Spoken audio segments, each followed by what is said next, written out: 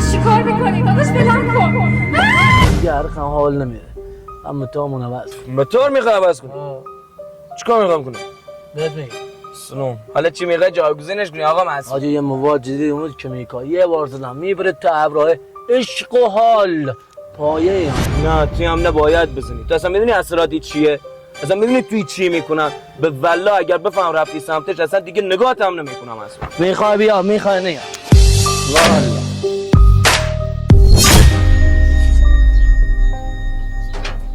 هانی عزیزم تو کی اومدی؟ هانیه کیه داداش؟ داداش از که من داداش شدم عشقم. داداش حالت خوبه؟